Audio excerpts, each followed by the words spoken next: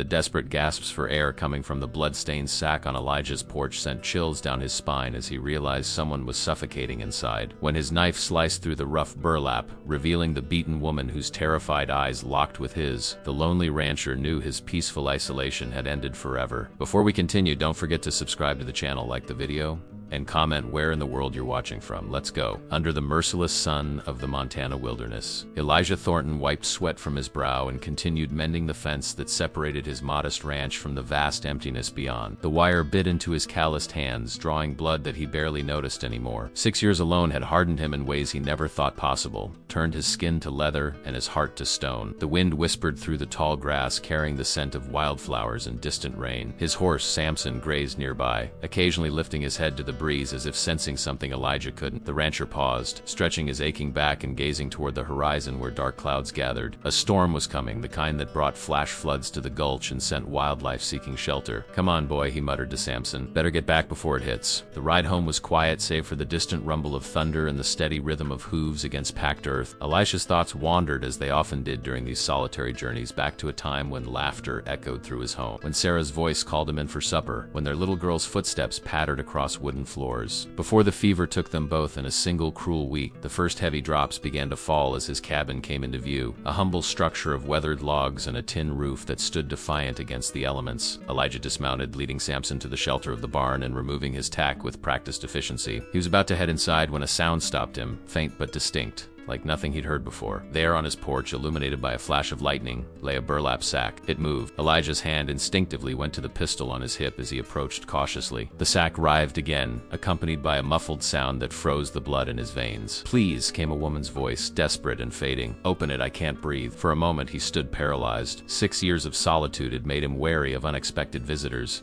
especially those who arrived in such a manner. The nearest town was 30 miles away, and neighbors were few and far between.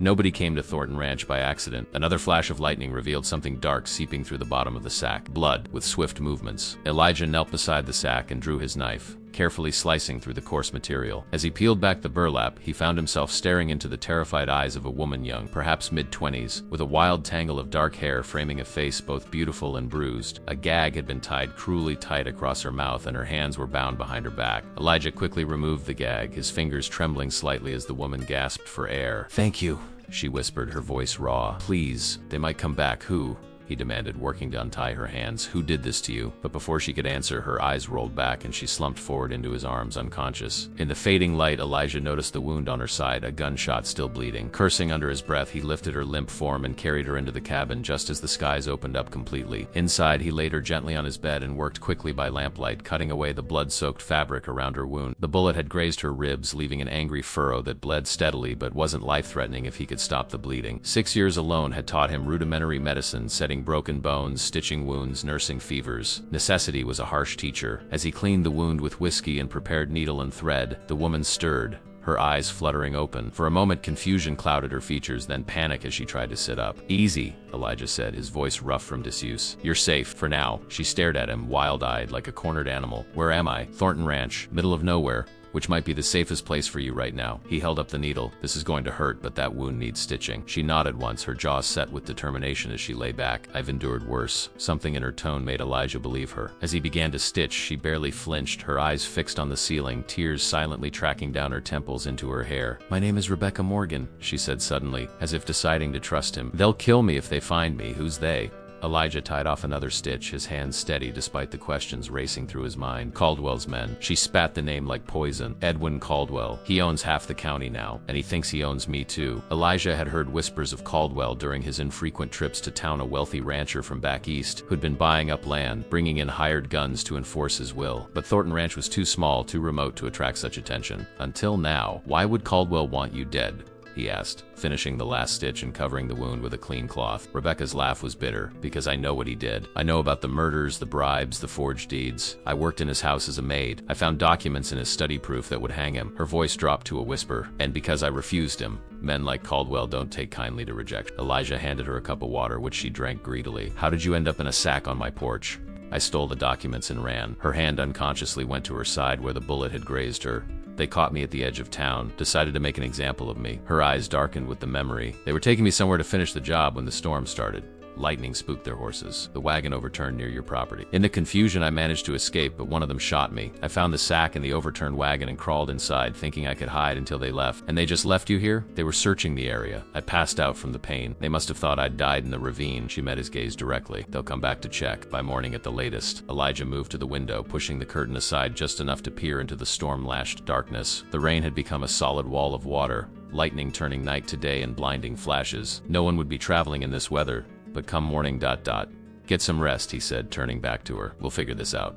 As he moved to leave, her hand shot out, fingers wrapping around his wrist with surprising strength. Why are you helping me? You don't know me. Elijah stared down at her hand on his arm, the first human touch he'd felt in years. Something long dormant stirred within him. Like embers of a fire he thought had died, because, he said simply, no one deserves to die in a sack. Later, as Rebecca slept fitfully in his bed, Elijah sat in the old rocking chair by the fireplace, pissed across his lap, listening to the storm rage outside. Tomorrow would bring trouble, that much was certain. Caldwell's men would return and they'd bring others. He should pack up, leave her with supplies, and disappear deeper into the wilderness. That would be the sensible thing to do. But as he watched the firelight play across her sleeping face, Elijah knew he wouldn't run. 6 years of solitude had hollowed him out, left him with nothing but memories and regrets. Now fate had dropped this woman, this stranger on his doorstep, and with her, something he'd thought he'd lost forever, a purpose. Outside, the storm began to wane, the space between lightning and thunder growing longer. Morning would come soon, and with it, decisions that couldn't be undone. Elijah checked his pistol, counting the bullets. 6. Not enough if Caldwell sent a proper hunting party, but perhaps enough to buy Rebecca time to escape. He'd failed to protect his family once. He wouldn't fail again. Dawn arrived with a hesitant glow, the storm having washed the world clean. Elijah stood on his porch, scanning the horizon with eyes that had barely closed all night. The muddy road leading to his property remained empty, but he knew that wouldn't last. His rifle rested against the railing, loaded and ready. Inside, Rebecca had awakened with a fever. The wound wasn't infected, not yet, but her body was fighting the trauma it had endured. She sat propped against the headboard, pale but alert, sipping the willow bark tea he'd prepared. How many men does Caldwell have? Elijah asked, returning inside and closing the door behind him. Rebecca set down her cup. At least 15 hired guns. Former soldiers, outlaws,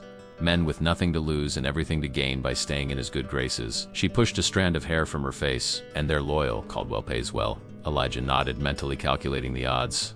Even if he were 20 years younger and at his prime, those numbers would be daunting. Now, after years of isolation, with muscles that ached in the morning and eyes that weren't as sharp as they once were. The documents, he said suddenly. The ones you stole. Where are they? Rebecca's hand went to her side where a small leather pouch hung from a cord around her neck, hidden beneath her torn blouse. Here. I never let them go. Even when ... single quotes, she swallowed hard. Even when they were beating me. Elijah held out his hand. May I? After a moment's hesitation, she pulled the cord over her head and passed him the pouch. Inside were several folded papers, the edges worn but the writing still clear. Land deeds with signatures that didn't match their owners, letters detailing bribes to officials, a list of names with dates beside them, some crossed out. Deaths, Elijah realized. Men who had stood in Caldwell's way. This would be enough to hang him, Elijah agreed, carefully refolding the papers. If you could get them to a federal marshal. The nearest marshal is in Helena, Rebecca said, over 100 miles from here. And Caldwell has men watching all the roads. Elijah returned the pouch to her. There's another way, an old hunting trail through the mountains. Hardly anyone knows about it anymore. It would take longer for maybe 5 days on horseback, but you'd avoid the main roads. Rebecca studied his face. You're saying I should go alone. It's your best chance, he replied, though the words tasted bitter in his mouth. I'll give you Samson. He's sure-footed in rough country. Supplies, a map, my spare pistol. She shook her head. I've never fired a gun. I wouldn't know the first thing about surviving in the wilderness. You survived being shot and stuffed in a sack, Elijah said with the ghost of a smile. I'd say you're tougher than you give yourself credit for. A sound from outside froze them both. The distant rumble of approaching horses. Elijah moved swiftly to the window, peering through a gap in the curtains. 3 riders were approaching from the east, still a good distance away, but closing fast. They're coming, he said quietly. We're out of time. Rebecca tried to stand, wincing as the movement pulled at her stitches. I won't let you die for me. This isn't your fight. Elijah turned to her, something fierce and unfamiliar burning in his chest. Get dressed. There's clothes in that trunk that might fit you. They were my wife's. The look of surprise on Rebecca's face nearly made him regret the words, but there was no time for explanations. He grabbed his rifle and headed for the door. What are you going to do? She called after him. He paused, hand on the doorknob. Buy us some time. Outside, Elijah moved with purpose toward the barn. The approaching riders were now visible on the road, their forms growing larger by the minute. He estimated he had perhaps 5 minutes before they reached the property. Inside the barn, dust motes danced in the beams of sunlight that streamed through gaps in the wooden slats. Elijah worked quickly, gathering what he needed: rope, lanterns, his old hunting knife. When he emerged, Rebecca was standing on the porch, dressed in Sarah's old clothes, a simple blouse and skirt that hung somewhat loose on her smaller frame. She tied her hair back, and despite the pallor of her skin, she looked stronger, more determined. "You should be resting," Elijah said, approaching her. "I'm not going to hide while you face them alone." She stepped forward, wincing slightly. "What's the plan?" Before Elijah could answer, the riders came into clear view. 3 men, dusty and hard-looking, pistols visible at their hips. The one in front, a broad-shouldered man with a scar running down one cheek, raised his hand to halt the others about 50 yards from the house. "That's Silas," Rebecca whispered, Caldwell's foreman. "The other 2 are brothers, Jed and Tucker Morris. They do the worst of his dirty work." Elijah handed Rebecca the leather pouch of documents. "Get to the barn. There's a trapdoor under the hay in the last stall that leads to a root cellar. Hide there and leave you to face them." "No, Rebecca." His voice was firm as he met her gaze. "I need to know you're safe if this goes badly. Please." After a moment of silent battle, she nodded reluctantly. "Don't be a hero, Elijah. This world has few enough good men as it is." As she slipped away toward the barn, Elijah stepped off the porch and stood in the yard, rifle held casually but ready. The 3 men approached at a walk, spreading out slightly as they drew near. "Morning," Elijah called, his voice carrying across the yard. "Something I can help you gentlemen with." Silas urged his horse forward a few more steps, looking for a woman, young, dark hair. "Might be injured? Seen anyone like that?" Elijah shook his head. "Haven't seen a soul in these parts for weeks. Just me and the livestock." The brothers exchanged glances, clearly skeptical. Silas's eyes narrowed as he surveyed the property. "Mind if we take a look around? She's my employer's niece, you see. Ran off after a family disagreement. He's mighty worried about her." "That's so?" Elijah's tone made it clear he didn't believe a word. "Well, as I said, she's not here, and I don't take kindly to uninvited guests poking around my property." Silas's hand drifted toward his pistol. "We can do this easy or hard, old man. Your choice." "I prefer easy," Elijah replied. "You turn around and ride back to Caldwell. Tell him you didn't find what you were looking for." A tense silence followed, broken only by the snorting of horses and the distant call of a hawk. Then Silas laughed, a harsh sound devoid of humor. "You've got grit, I'll give you that." His expression hardened. "But I know she's here. There's blood on your porch steps. Fresh blood." Elijah didn't flinch. "Shot a coyote last night. Was after my chickens." "Jed," Silas said without taking his eyes off Elijah. "Check the house. Tucker, the barn." As the brothers dismounted, Elijah raised his rifle slightly. "I wouldn't do that if I were you," Jed sneered, hand on his pistol. "And why's that, old-timer?" "Because," Elijah said calmly, "the moment you step toward either building, I'll put a bullet through your boss's head." The brothers froze, looking to Silas for direction. The foreman's face darkened with anger. "You're making a mistake," Silas growled. "Caldwell will burn this place to the ground with you in it." "Maybe so," Elijah conceded, "but you'll still be dead." For a long moment, no one moved. Then Silas raised his hand slightly. "All right, we're leaving. But we'll be back with more men." "I expect you will," Elijah said, "and I'll be waiting." He stood motionless, rifle trained on Silas, as the 3 men mounted their horses and slowly backed away. Only when they had disappeared from sight did he lower the weapon, shoulders sagging with momentary relief. "They're gone," Rebecca said, emerging from the barn. "For now," Elijah nodded grimly, "but they'll be back by nightfall, with enough men to overrun this place." He turned to her. "We need to leave. Now." "The hunting trail you mentioned?" "No," Elijah said. "Decision made. That was when I thought you'd be going alone. Together we'd never outpace them that way." He gestured toward the west, where mountains rose against the sky. "There's another way, dangerous but faster, through Carlton Pass." Rebecca's eyes widened. "I've heard stories about that pass. They say no one who enters ever returns." "Those are just stories," Elijah replied, though his expression suggested otherwise. "The pass is treacherous, yes, but I've traveled it before. If we leave now, we can reach the other side by tomorrow night. From there, it's just a day's ride to the railroad at Copper Creek, and then to Helena." Rebecca finished, understanding dawning. "To the marshal." Elijah nodded. "Pack only what you can carry. Food, water, warm clothes. I'll ready the horses." As they moved with urgent purpose, gathering supplies and preparing for the journey ahead, Rebecca paused to look at Elijah, this stranger who had saved her life and was now risking everything to help her escape. "Why are you doing this?" she asked softly. "You could have turned me away or handed me over to them. Why risk your life for someone you don't even know?" Elijah's hands stilled as he secured a bedroll to a saddle. For a moment he seemed lost in thought, as if the question had struck something deep within him. 6 years ago, he finally said, "I couldn't save the people I love. Maybe this is my chance to make that right." Before Rebecca could respond, he turned back to his task, the conversation clearly over. But as she watched him work, something warmed inside her chest, a feeling she had almost forgotten existed: hope. They left the ranch under a high noon sun, riding hard toward the western mountains. Elijah led the way on a sturdy chestnut gelding he called Buck, while Rebecca followed on Samson, her face set with determination despite the pain that flared with each hoofbeat. The documents remained secure in the leather pouch around her neck, pressed close to her heart like a talisman. For the first hour, they kept to open country, allowing the horses to gallop across the flat plains. Elijah frequently glanced back, scanning the horizon for pursuers, but the land behind them remained empty. Still, he knew better than to believe they had escaped so easily. Caldwell's men would be gathering, planning, perhaps even now spreading out to cut off possible escape routes. "We need to reach the foothills before sundown," Elijah called over his shoulder. "Once we're in the trees, we'll be harder to track." Rebecca nodded, gripping the saddle horn tightly as Samson jumped a small stream. The movement sent a jolt of pain through her wounded side, but she clenched her jaw and kept riding. Every mile between them and the ranch was a mile closer to safety. By mid-afternoon, the terrain began to change. The flat grasslands gave way to rolling hills dotted with pine and aspen. They slowed their pace, allowing the horses to pick their way through increasingly rocky ground. The mountains loomed ahead, their peaks still snow-capped even in late spring, their lower slopes dense with forest. "There," Elijah said, pointing to a narrow cut between two ridges. "Carlton Pass. Our way through." Rebecca studied the forbidding gap with apprehension. Even from a distance, the pass looked treacherous, a dark slash between towering walls of stone. "What makes it so dangerous?" she asked. Elijah's expression darkened. "Narrow trails, sheer drops, and the weather changes without warning. Storms come up fast, and when they do, there's nowhere to shelter." He paused. "But that's not what people fear most." "What then?" "The pass has a history. In '62, a wagon train tried to cross during an early snow. 30 people went in, none came out." Elijah's voice dropped lower. "There were stories tracks in the snow that weren't human. Strange noises in the night. The search party found the wagons abandoned, supplies still packed, but no bodies. Never did find them." Rebecca shivered despite the warm afternoon sun. "You don't believe those stories, do you?"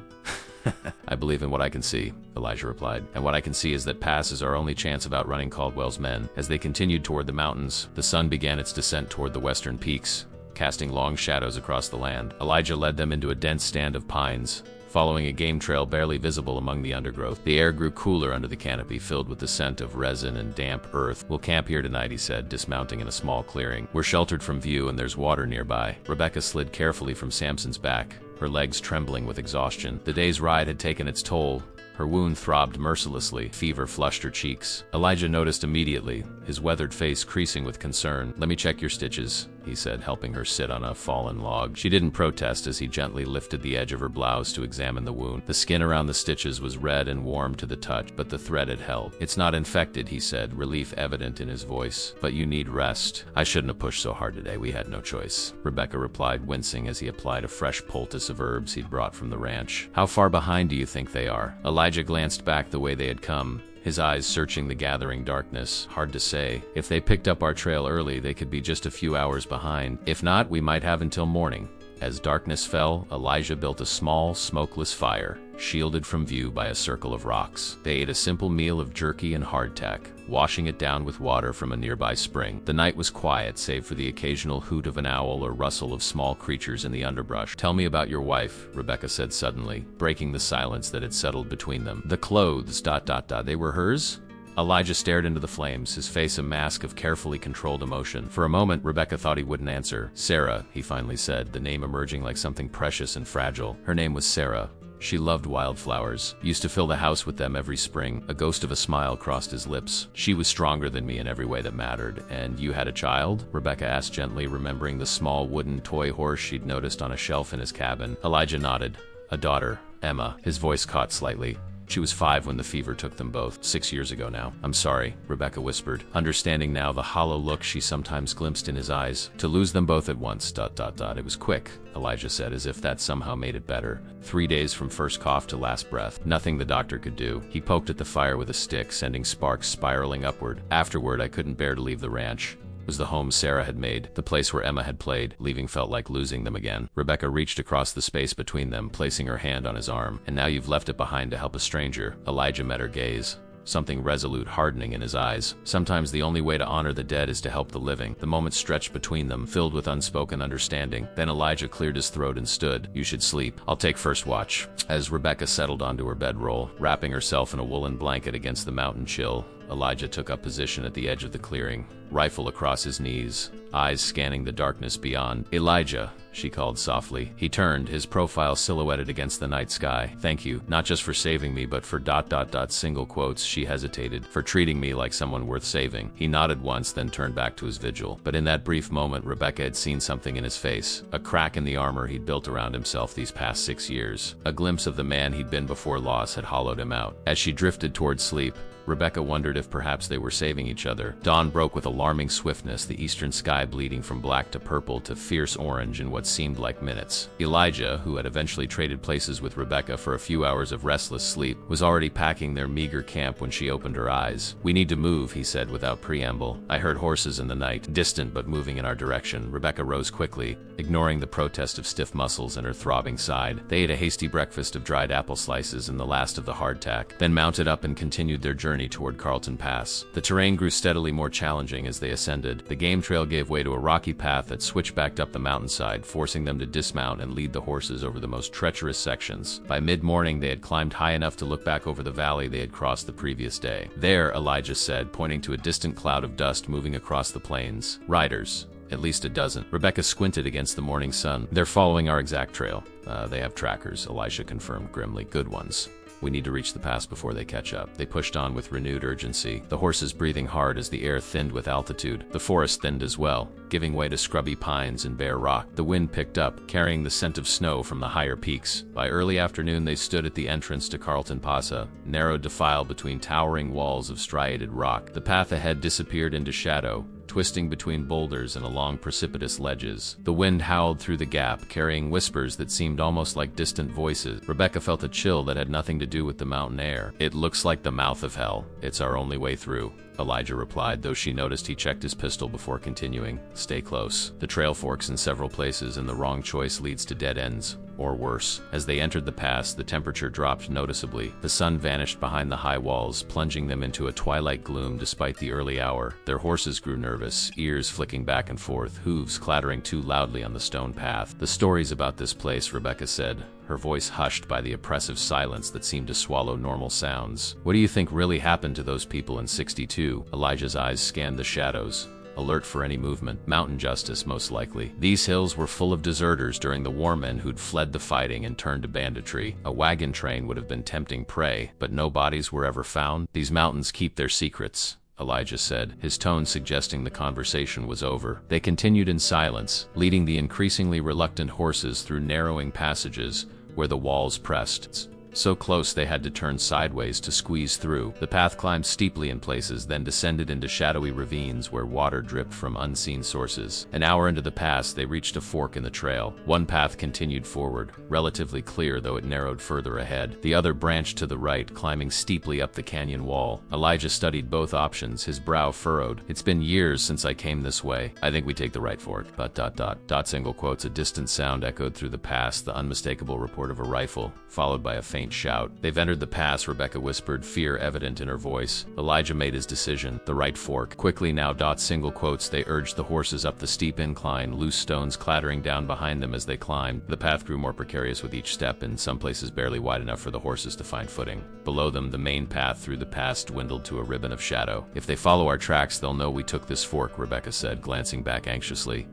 "That's what I'm counting on," Elijah replied, a grim smile touching his lips. "We're gonna set a trap." The narrow ledge widened slightly as they rounded a bend, opening into a small plateau ringed by jagged boulders. Elijah surveyed the area with a tactician's eye, then dismounted, wincing as his knee protested the movement. "This is where we make our stand," he said, tying Buck's reins to a stunted pine. "The trail narrows again just ahead. If they follow us up here, they'll have to come through single file." Rebecca slid carefully from Samson's back, her wounded side stiff but less painful than the day before. "What's your plan?" Instead of answering, Elijah unstrapped his bedroll and removed a small bundle wrapped in oilcloth. Inside were 3 sticks of dynamite, their fuses yellowed with age but still serviceable. "Blasting supplies," he explained, noting Rebecca's widened eyes. "From when I was clearing land for the ranch. Never thought I'd need them again." "You're gonna collapse the trail?" "Just enough to slow them down." He pointed to a section of the path they had just traversed, where it hugged the cliff face at its narrowest point. One well-placed charge should bring down enough rock to block their way without destroying the whole mountainside. While Elijah prepared the explosive, Rebecca gathered loose stones, piling them behind a large boulder that provided a natural barricade overlooking the trail below. The position gave them clear sight of anyone approaching while offering protection from return fire. "How many bullets do you have?" Elijah asked as he carefully measured out a length of fuse. 6 in the pistol you gave me," Rebecca replied, "plus the box of cartridges in my saddlebag. That's 24 more," he calculated. "I've got 18 for the rifle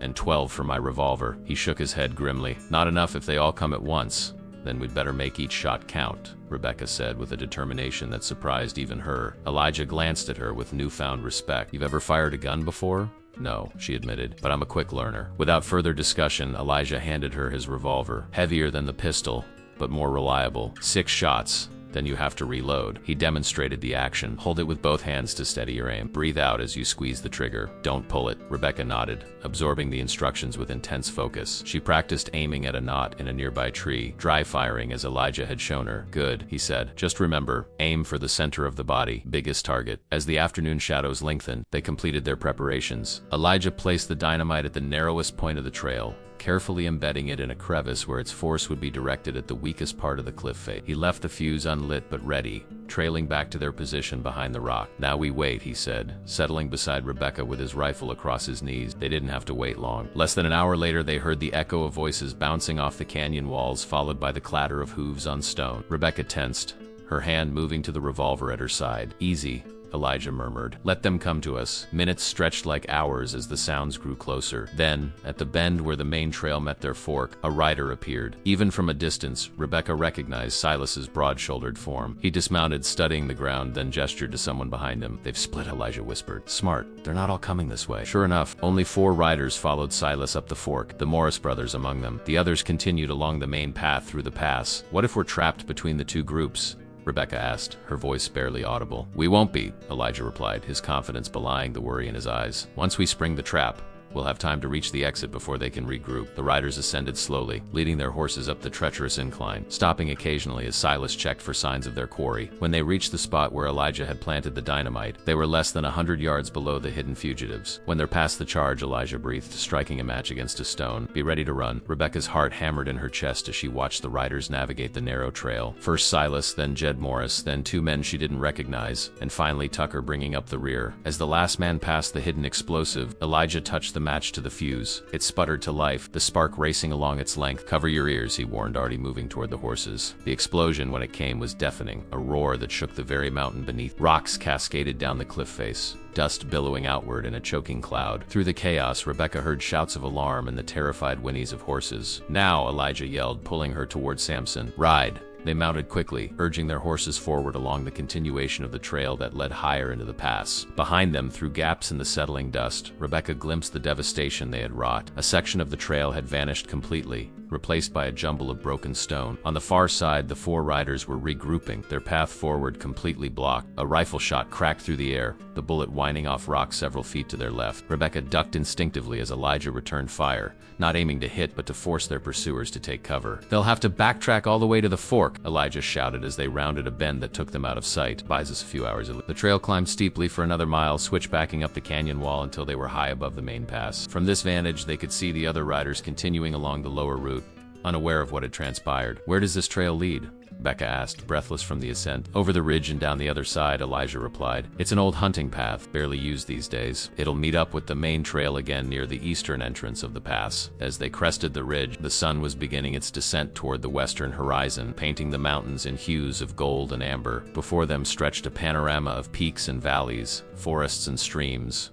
a wilderness untamed by man. It's beautiful, Rebecca murmured, momentarily forgetting the danger that pursued them. Yes, Elijah agreed, though his eyes were not on the landscape but on her, the Lynn tousling her dark hair, her profile limned in sunset gold. Something stirred in him, an emotion he had thought long buried beneath grief and solitude. They made camp that night in a sheltered hollow, a small fire carefully banked to minimize smoke. The higher elevation brought a biting chill that seeped through their clothing and into their bones. They sat close to the flames, sharing the last of the jerky and a tin of peaches Elijah had packed, a luxury saved for dire circumstances. You were a soldier, weren't you?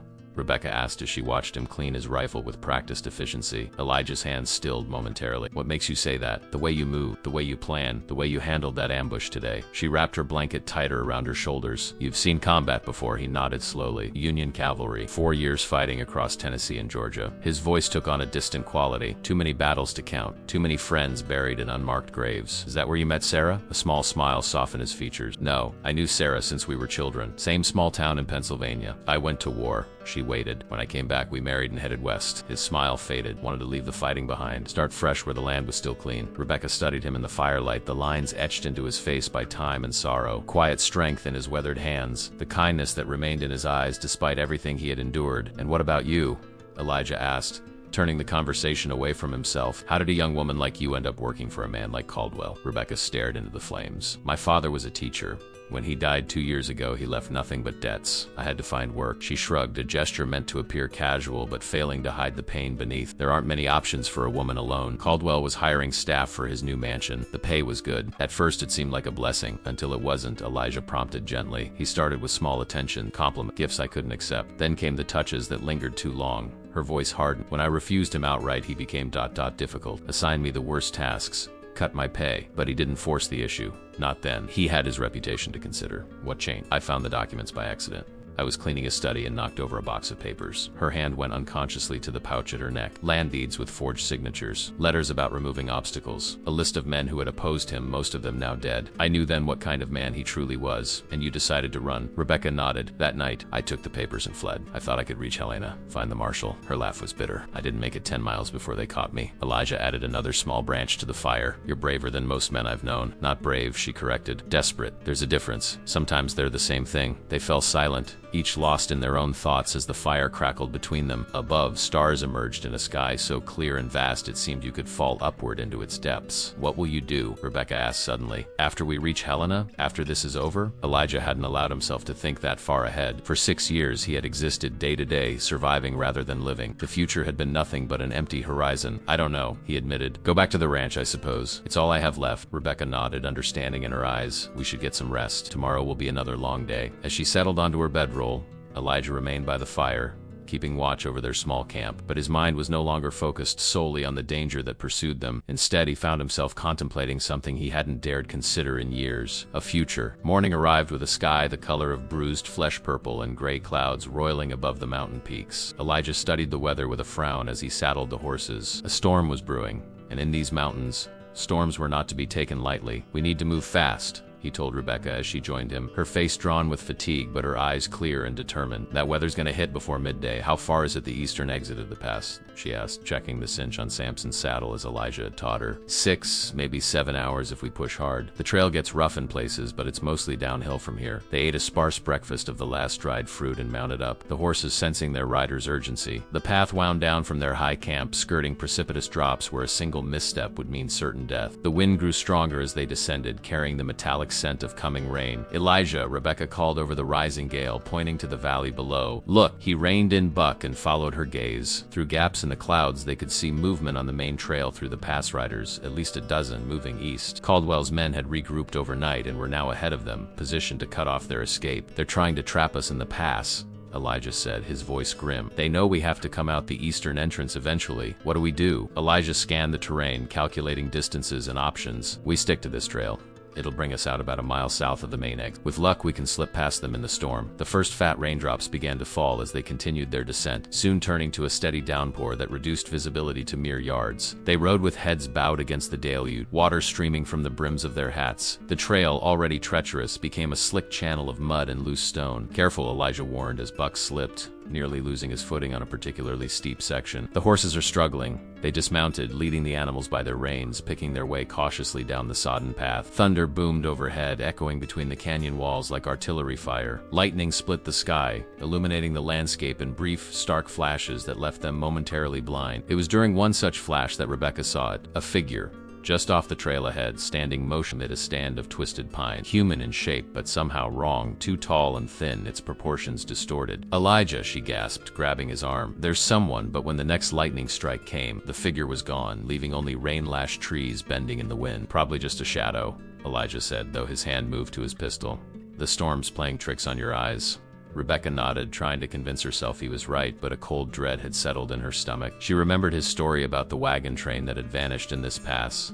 The bodies never found. Old fears stirred in the back of her mind, childhood tales of mountain spirits and vengeful ghosts that walked forgotten trails. They pushed on through the worsening storm, the world reduced to a gray curtain of rain and the treacherous few feet of path before them. Time seemed to stretch and warp, minutes bleeding into hours as they struggled against the elements. Then, without warning, Samson reared, eyes rolling in terror. Rebecca barely managed to keep hold of the reins as the horse thrashed, nearly dragging her off her feet. "Whoa!" she cried, struggling to calm the panicked animal. "Easy, boy." Buck was growing agitated as well, stamping and snorting, his ears laid flat against his skull. Elijah fought to control him, speaking in low, steady tones that were nearly lost in the howl of the wind. "Something spooked them," he shouted to Rebecca. "Something close, through the curtain of rain." Rebecca caught movement again, not just one figure this time, but several, flitting between the trees that bordered the trail. Too quick to focus on, gone almost before they registered, like after images from the light. "Elijah," she called, her voice tight with fear. "We're not alone." He had seen them too, his rifle now in his hands, though he knew instinctively that bullets would be useless against whatever stalked them. "Stay close," he ordered. "We need to find shelter until the storm passes." A deafening crack split the air as lightning struck a nearby tree, sending splinters of wood exploding in all directions. Samson bolted,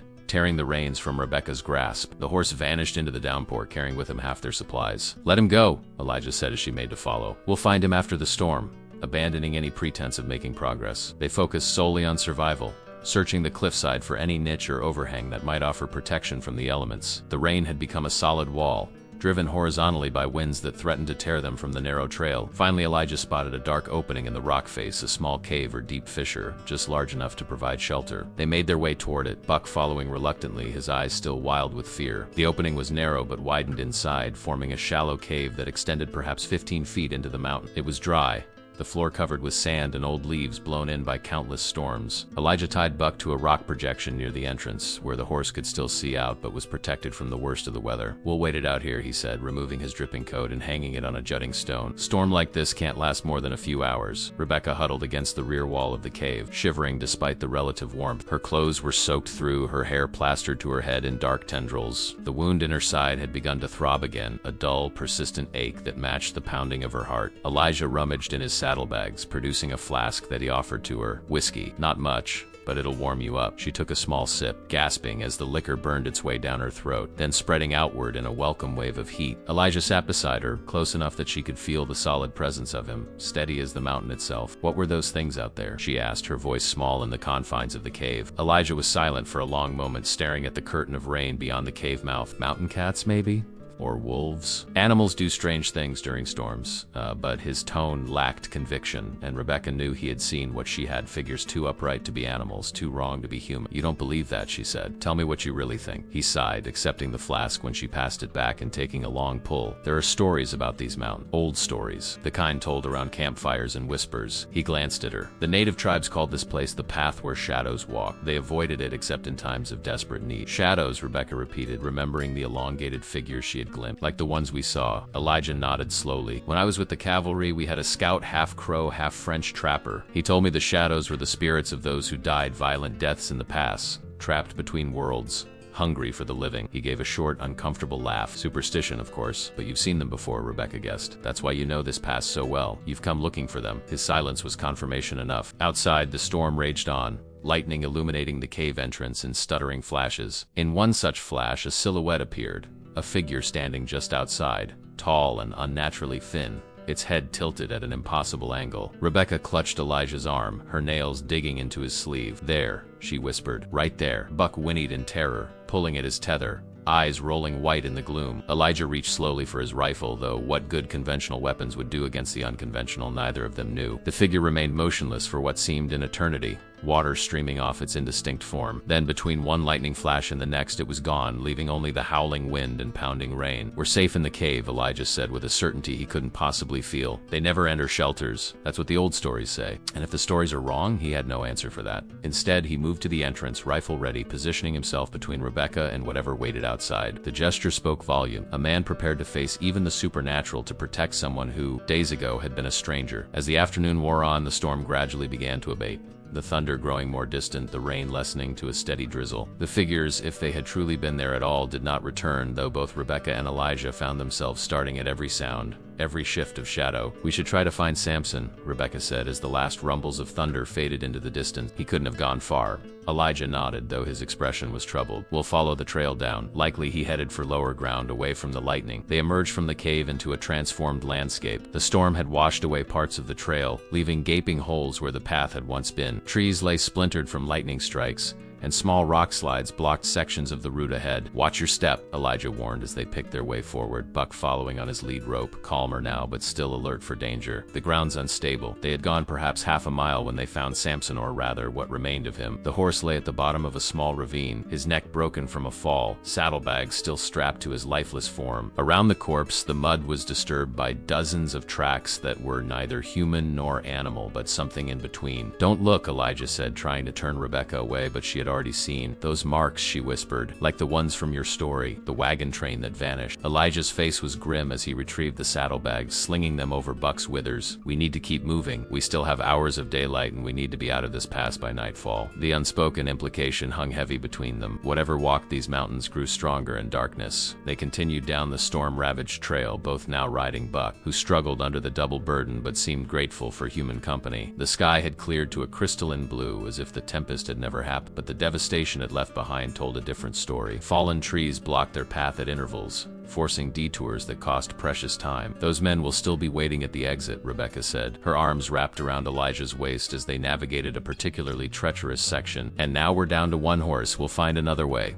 Elijah replied, though uncertainty tinged his voice. "There's an old mining camp about 2 miles east of the pass entrance. If we can reach it undetected, we might be able to acquire horses there, and if we can't, then we continue on foot. The railroad's only 20 miles from the camp. We could make it in a day if we push hard." The rational discussion of their options helped keep at bay the lingering dread that had settled over them since the encounter in the storm. Neither spoke of the shadows they had seen, or the strange tracks around Samson's broken body, as if acknowledging them might somehow summon them back. As the trail descended further, the landscape began to change. The bare rock and stunted pines gave way to denser, forest-ancient trees whose gnarled roots formed natural steps along the path. The air grew warmer, thick with the scent of damp earth and vegetation. Birds called from the canopy above, their songs a welcome reminder of normal, natural life after the eerie silence of the high pass. "We're getting close to the eastern entrance," Elijah said as they rounded a bend that revealed a vista of rolling foothills stretching toward distant plains. "Another hour, maybe less." Single quotes. Rebecca felt a surge of hope at the sight of open country, but it was tempered by the knowledge that Caldwell's men likely awaited them at the pass exit. She tightened her grip on Elijah's waist, drawing strength from his solid presence.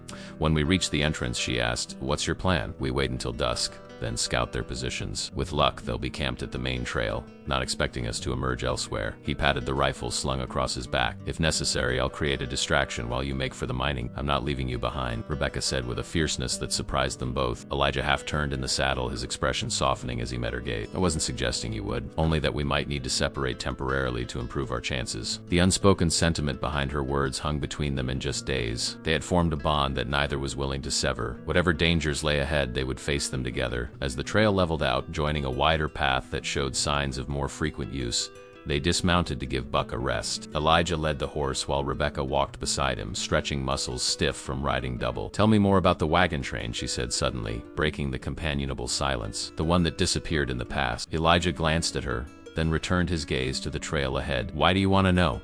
"Because I can't stop thinking about what we saw up there." She hugged herself, though the air was warm. "I need to understand." He sighed, rubbing a hand across his stubbled jaw. "There's not much more to tell. 32 people, men, women, children, heading to Oregon Territory. They were late in the season, trying to make it through before the first heavy snow." His voice took on the cadence of a man recounting a story told many times. "A hunting party found the wagons 2 weeks later, abandoned but intact. Food still in cooking pots, personal belongings untouched, but no people, not even bodies. And the tracks, like the ones we saw, those came later in the stories at least. Over the years, other travelers reported seeing strange figures in the past. Some claimed to hear voices calling their name. Most who entered during storms never emerged." He shrugged. "Mountain folk are superstitious. Stories grow with each telling, but you believe them," Rebecca pressed. "You've seen something up there before today." Elijah was silent for so long she thought he might not answer. When he finally spoke, his voice was distant, as if coming from a place deep within himself. "After Sarah and Emma died, I was lost. Spent days, weeks maybe, in a haze of grief and whiskey." He kept his eyes on the path, avoiding her gaze. "One night I rode into the mountains with no particular destination. Found myself in Carlton Pass during a summer thunderstorm much like today's." Rebecca waited, sensing the weight of what he was about to reveal. "I saw them, Emma and Sarah, standing just off the trail. Clear as day, not like ghosts in stories, but solid, real." His voice caught. Emma was holding Sarah's hand, looking just as she had before the fever. "They were calling to me, asking me to follow them deeper into the pass." "What did you do?"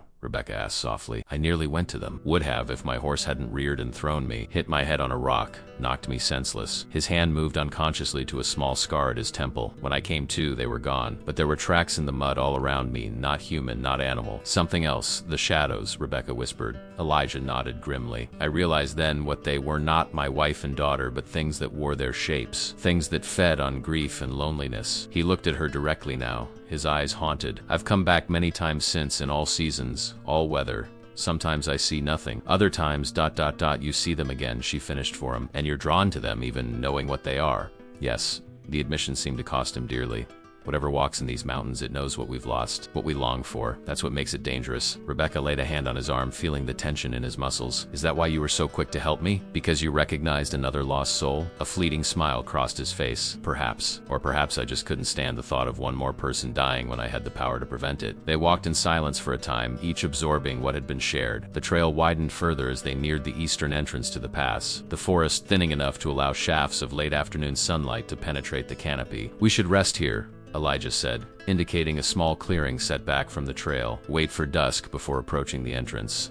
They settled in the dappled shade, sharing the last of their water and a few strips of jerky salvaged from Samson's saddlebags. Buck grazed nearby, ears flicking occasionally at forest sound. What will you do? Rebecca asked, returning to her question from the previous night. After Caldwell is brought to justice? Elisha stretched his legs before him, wincing at the stiffness in his knee. I haven't thought that far ahead. Yes, you have, she countered gently. I can see it in your eyes when you look at the horizon. You're considering something you haven't considered in a long time. He studied her face, the intelligence in her eyes, the strength in her jaw, the quiet determination that had carried her through horrors that would have broken many. In just days, this woman had awakened something in him he had thought long dead: hope. Yes, but also the capacity to care for another human being. I've been thinking, he said slowly, that maybe it's time to leave the ranch. Too many ghosts there, too many memories. He plucked a blade of grass, rolling it between his fingers. Further west, perhaps. California or Oregon. Somewhere I could start fresh. Alone? The question was soft, tentative. Their eyes met, a current of understanding passing between them. Neither spoke the obvious, that in their shared ordeal, something deeper had taken root, something neither had expected to find. That would depend, Elijah finally said, his voice rough with emotion he'd forgotten how to express. Rebecca moved closer, her hand finding his in the grass between them. On what? On whether I had a reason not to be alone. The moment stretched between them, full of unspoken possibilities. Then, with a gentleness that belied his weathered exterior, Elijah reached up to brush a strand of hair from her face. His fingers lingered on her cheek, calloused but tender. Rebecca leaned into his touch, her eyes closing briefly. When she opened them, there was a certainty there that hadn't existed before. Slowly, deliberately, she closed the distance between them, her lips meeting his in a kiss that spoke of comfort found in unlikely places, of hope rekindled from ashes. For Elijah, it was like awakening from a long, cold winter into unexpected spring. He returned the kiss with a reverence that acknowledged its significance, not just physical contact, but a promise, a beginning. When they finally parted, Rebecca rested her forehead against his, their breath mingling in the space between them. Think, she whispered, I might have found my reason to stay in the West after all. A twig snapped in the forest behind them, the sound sharp in the stillness of late afternoon. They broke apart,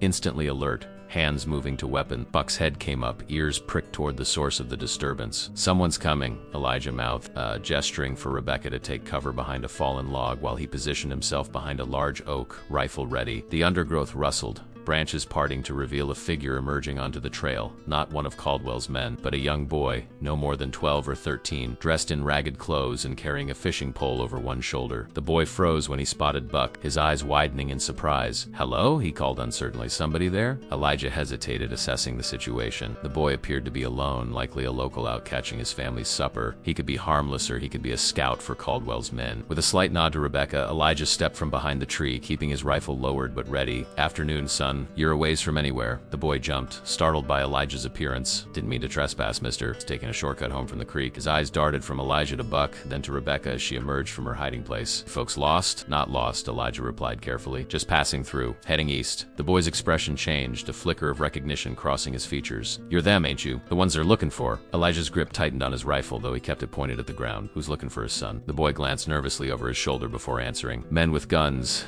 Mean-looking fellas. They're camped at the pass entrance, stopping everybody coming through, asking questions. He studied them with frank curiosity. Pa says they work for Mar, Caldwell from over Twin Pines Way. Rebecca and Elijah exchanged glances. There's no point denying it now. What's your name? Rebecca asked, her voice gentle. Thomas. Thomas Abernathy. The boy shifted from one foot to the other. My pa's got a homestead about a mile east of here. Elijah considered their options. The boy had seen them.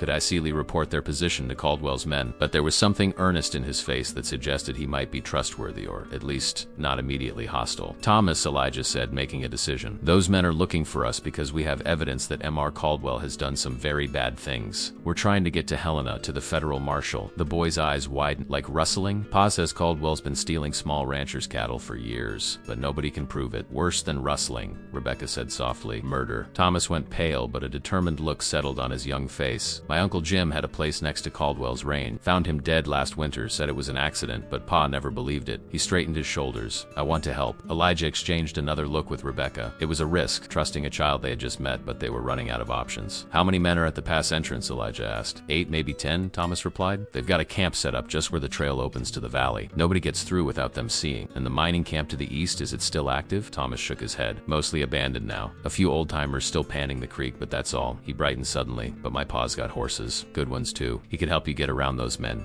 It was too convenient, possibly a trap. Yet something in the boy's earnest manner made Elijah want to believe him. Your father might not take kindly to harboring fugitives, he pointed out. Could bring trouble down on your family. Thomas's expression turned solemn. Pa hates Caldwell. All the small ranchers do. He'd help just to spite him. He paused, then added with the simple clarity of youth, and it's the right thing to do. Rebecca stepped forward, her decision made. Take us to your father, Thomas, please. The Abernathy homestead nestled in a small valley sheltered by pine-covered hills. The modest cabin and barn surrounded by carefully tended fields. Smoke curled from the stone chimney, carrying the scent of cooking that made both Elijah and Rebecca acutely aware of how long it had been since they'd eaten a proper meal. Thomas led them along a deer trail that skirted the edge of the property, keeping them hidden from the main approach. As they neared the barn, he motioned for them to wait in the cover of the trees. Let me talk to Pa first, he said, shouldering his fishing pole, so he doesn't get startled. They watched as the boy crossed the open space to the cabin, disappearing inside. Minutes stretched like hours as they waited, both tense with the knowledge that their fate now rested in the hands of strangers. Finally, the cabin door opened, and Thomas emerged with a tall, broad-shouldered man who surveyed the tree line with sharp eyes. After a moment, he nodded once, an unmistakable gesture of invitation. That's Pa, Thomas called, waving them forward.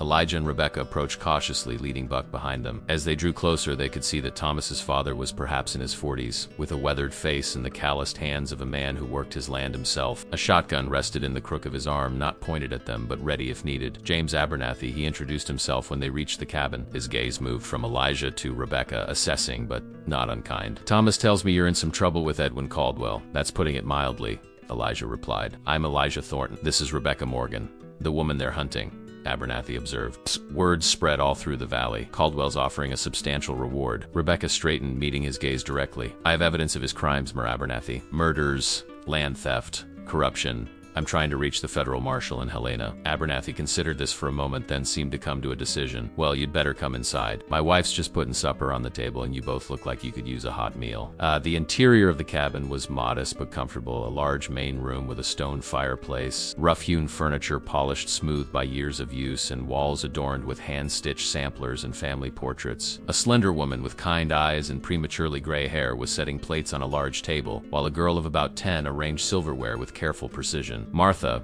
Abernathy said to his wife, we have guests. If Martha Abernathy was surprised by the sudden appearance of two strangers, one of them wounded, and both looking as if they'd been through hell, she showed remarkable composure. She simply nodded and added 2 more place settings to the table. Sit, she insisted, gesturing to the chairs. You both look about ready to drop. The meal that followed was simple but nourishing. Venison stew, fresh bread, and preserved vegetables from the previous summer's garden. Elijah and Rebecca ate with the desperate gratitude of those who had been surviving on jerky and determination for days. As they ate, James Abernathy explained the situation in the valley. Caldwell's influence had been growing for years, his wealth and connections allowing him to absorb smaller ranches through means both legal and otherwise. Those who resisted often met with accidents or found themselves facing trumped-up charges that forced them to sell. My brother Jim was one of the holdouts, Abernathy said, his voice hardening. Found him crushed under a fallen tree last winter. Convenient accident, they said. He exchanged a glance with his wife. We never believed it. It was no accident, Rebecca confirmed quietly. His name is on the list I found in Caldwell's study, along with a dozen others. A heavy silence fell over the table, broken only by the crackling of the fire. Even young Thomas seemed to understand the gravity of the moment, his usual boyish energy subdued. What's your plan? Abernathy finally asked. Those men at the pass entrance are just the beginning. Caldwell's got men watching all the roads to Helena. We were hoping to reach the railroad at Copper Creek, Elijah explained. From there, take the train to Helena. Abernathy shook his head. They'll be watching the station too. Caldwell's thorough, I'll give him that. He leaned back in his chair thinking, but there might be another way. The cattle Cattle drive? Cattle drive? Rebecca echoed. 3 days from now, several of us smaller ranchers are driving our combined herds to market in Helena. Safety in numbers, Caldwell wouldn't dare interfere with so many witnesses around. He glanced at his wife, who nodded her encouragement. You could join us as hands. Nobody questions extra help on a drive. Elisha considered the proposal. It was risky. They would be in the open, traveling slowly, but it offered the protection of numbers and a legitimate reason to be on the road to Helena. We'd be putting your family in danger, he pointed out. If Caldwell finds out you've helped us, Caldwell's been putting us in danger for years. Martha spoke up, her quiet voice carrying unexpected steel. It's time someone stood against him. Rebecca touched the pouch at her neck. With these documents and my testimony, he'll hang. I promise you that. James nodded decisively. Then it's settled. You'll stay here until the drive. We'll keep you hidden in the old line shack up by the north pasture. It's not much, but it's shelter. And nobody goes there this time of year. I can bring them supplies. Thomas volunteered eagerly. Nobody will suspect me if I'm just out fishing or hunting, and I'll tend properly, Martha added, eyeing Rebecca's side with a practiced mother's concern. That poultice needs changing. The sudden kindness, the offering of shelter, food, protection was overwhelming after days of danger and desperation. Rebecca felt tears threatening and blinked them back, unwilling to give in to emotion when so much still lay ahead. Why would you risk so much for strangers? She asked softly. James and Martha exchanged another of those glances that spoke of years of shared understanding. It was Martha who answered, her hand covering her husband's on the table.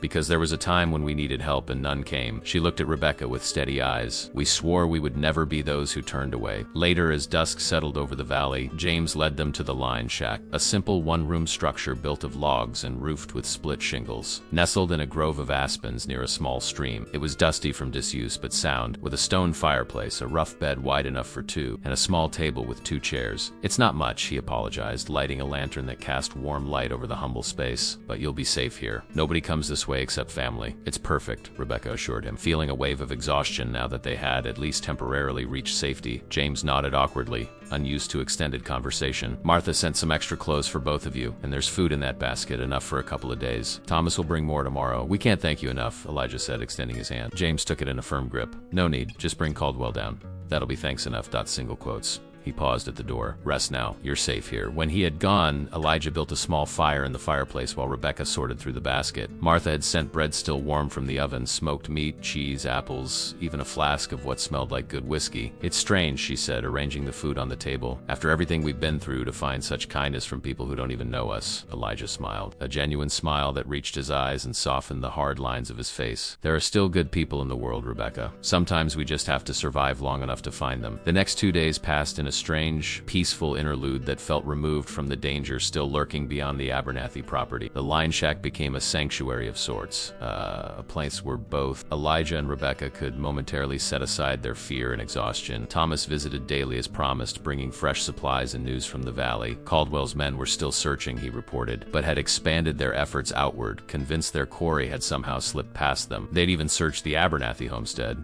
but found nothing suspicious. James had been prepared, his manner so naturally indignant at the intrusion that they'd quickly moved on. On the morning of the second day, Rebecca woke to find Elijah already gone, the spot beside her in the wide bed cold. They had shared it chastely these past nights, both too exhausted for anything beyond the comfort of another's presence. And still, something had shifted between them since that kiss in the forest. An acknowledgement of possibilities neither had dared consider before. She dressed in the clothes Martha had provided, a simple blouse and skirt that fit better than Sarah's had, and stepped outside into the cool morning air. The sun was just cresting the eastern hills, painting the meadow in shades of gold and amber. A thin mist clung to the ground, swirling around her ankles as she walked toward the small stream that ran behind the shack. She found Elijah there, kneeling at the water's edge, his shirt discarded on a nearby rock as he washed in the cold current. The sight of him gave her pause, not just the unexpected intimacy of discovering him half-dressed, but the map of scars that covered his back and shoulders. Some were clearly from the war, old bullet and shrapnel wounds long healed into puckered knots of tissue. Others were more recent, the marks of a life lived hard in unforgiving country. He sensed her presence and glanced over his shoulder, water dripping from his beard. For a moment, vulnerability flashed across his features. A man caught unguarded, but it was quickly replaced by something warmer. Morning, he said, reaching for a cloth to dry his face and upper body. Sleep well? Rebecca nodded, approaching to sit on a fallen log nearby. Better than I have in weeks, she gestured to the stream. Mind if I? It's all yours, he replied, pulling his shirt back on and moving a respectful distance away to give her privacy. The cold water was bracing but refreshing as she washed her face and arms, rinsing away the lingering grime of their journey. Her side was healing well, thanks to Martha's skilled attention the previous evening,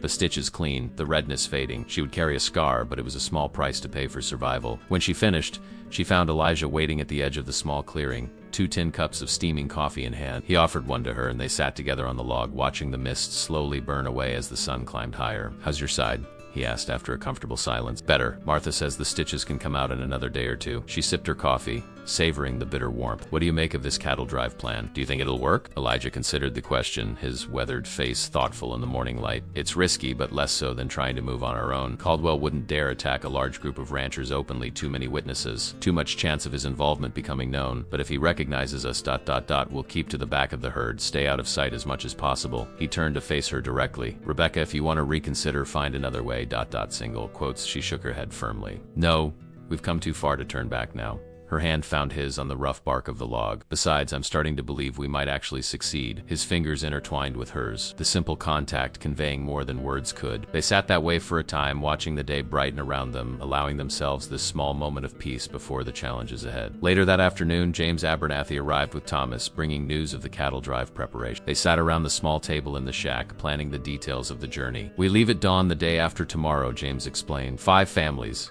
About 300 head total. Not a large drive by any standard, but enough to be noticed. "How many men?" Elijah asked. 12, counting the owners in regular hand. "Plus you 2, that makes 14. James spread a rough map on the table, pointing out their route. "It's a 4-day journey to Helena at a good pace. We'll follow the Blackwater River most of the way, camping at established sites." "And Caldwell's men?"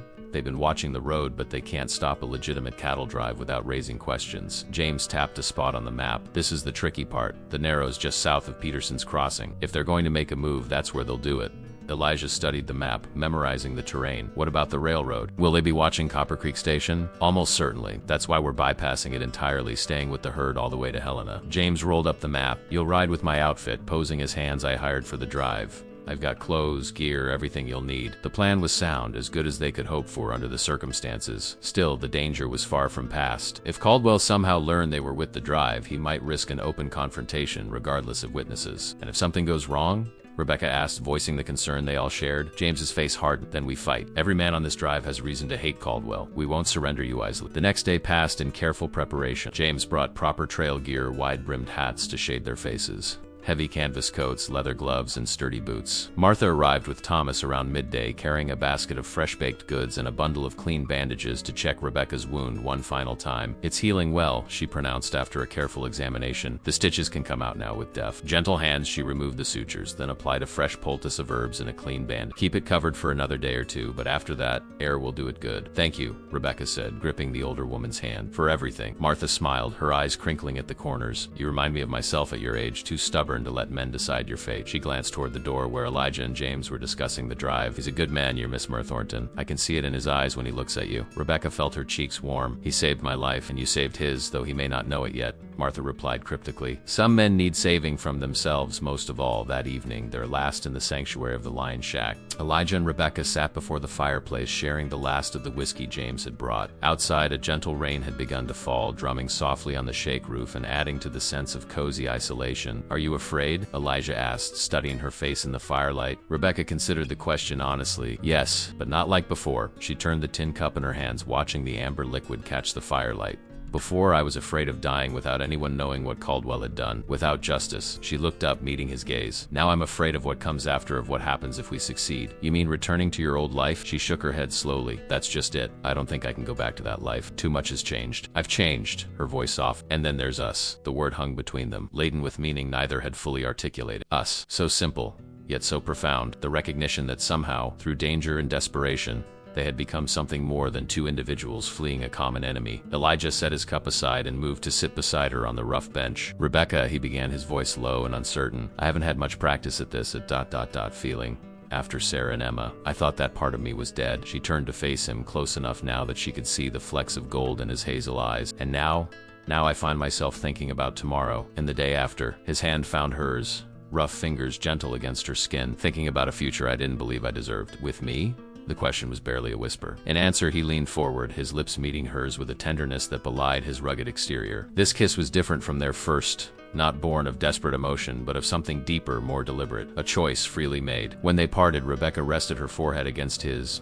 eyes closed, savoring the moment. "I'm not sure what waits for us in Helena," she murmured, "but whatever comes, I want to face it together." Elijah's arms encircled her, drawing her close against his chest. She could hear his heartbeat, steady and strong, a rhythm she had come to rely on in these past days of chaos. Together, he agreed, the word of promise whispered into her hair. They stayed that way for a long time, wrapped in each other's warmth as the fire burned low and the rain continued its gentle percussion on the roof. Tomorrow would bring new dangers, new challenges, but for tonight, in this small sanctuary carved out of wilderness, they had found something neither had expected. A beginning, fragile, but full of possibility. Dawn arrived all too soon, gray light filtering through the single small window of the line shack. They had slept little, reluctant to surrender the peace of their final night for the uncertainties that lay ahead. But as the eastern sky brightened, they rose and prepared for the journey, packing the few possessions they had accumulated during their stay. James and Thomas arrived just after sunrise, leading 4 horses, 2 for Elijah and Rebecca, and 2 already loaded with trail supplies. "The others are gathering at the south pasture," James informed them as they mounted up. "We'll join them there and head out as a group." "What about Martha?"